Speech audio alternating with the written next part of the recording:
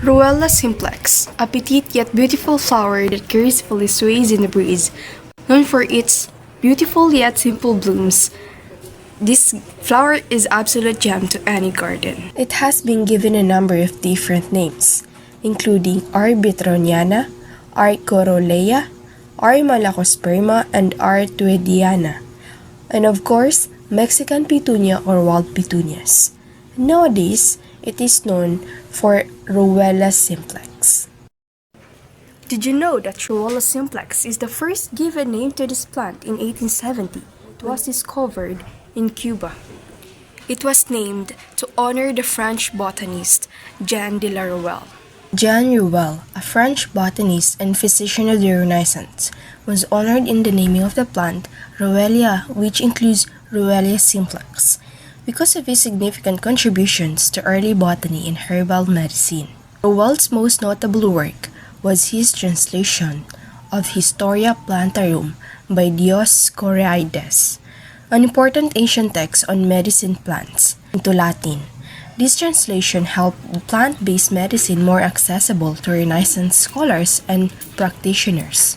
The genus Ruellia was named after him by later botanists. In 1753, botanist Carl Linnaeus published in his book Species Plantarum Ruellia, a genus of flowering plants commonly known as ruellias or wild petunias in the Acanthaceae family, and the name honors Jean Ruelle.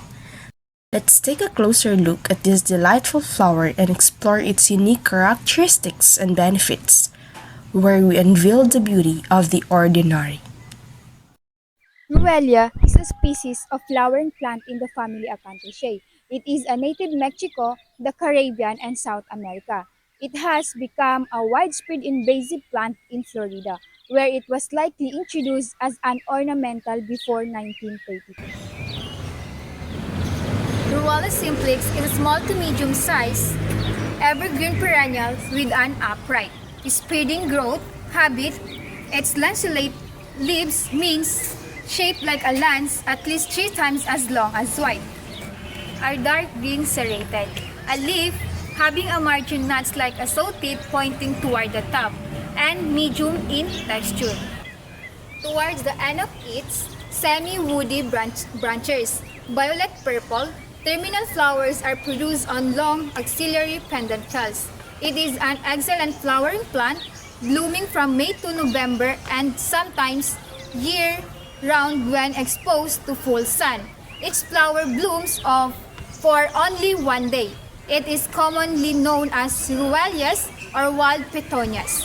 I am Marissa Guialani. Talal, tell me more about the ruella simplex. Okay, thank you, Marissa.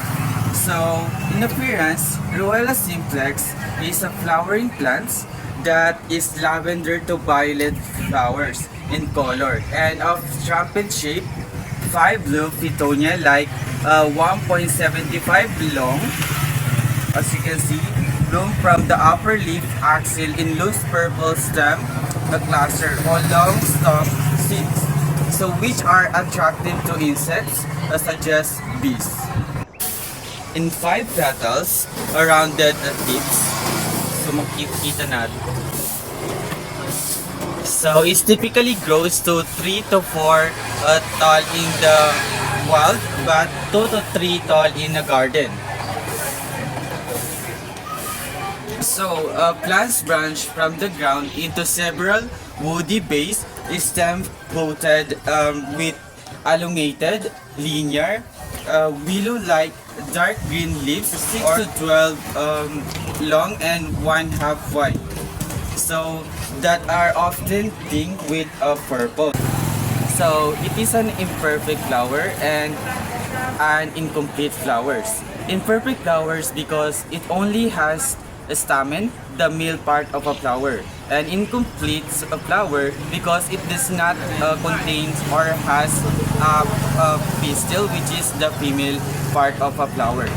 So here's Mamaila Malaguia to tell us how these flowers, ruella simplex, is truly remarkable. Ruella simplex is an evergreen herbaceous perennial plant, meaning It can live for more than 2 years and thrives in warm seasons, commonly growing in spring, summer, and fall, found in tropical and subtropical climates such as in Mexico, South America, Brazil, and parts of the Philippines. These plants is well suited to regions with high temperatures and distinct wet or dry seasons. So, what makes ruella simplex even more impressive in the ability to survive in dry conditions? Thanks to its deep root system, water-conserving leaf structures, and efficient water use. These combinations helps the plant recover quickly after droughts, making it a resilient species capable of thriving in diverse environments from wet marshy areas to dry soils.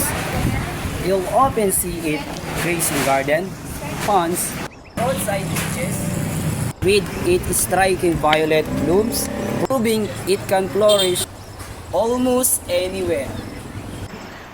Yes, Mamaila, the benefits of ruella simplex, apart from being a beautiful ornamental plant, Mexican petunia or ruella simplex even found its way on traditional medicine, where it is found that it is a medicinal plant whose leaf is used to treat pain, inflammation, and diabetes in Nigeria. But despite its potential as a medicinal plant, this must be handled carefully. In large quantities, such compounds in some part of the plants can be toxic. One should consult a healthcare professional before using Mexican petunia or ruella simplex for medicinal purposes.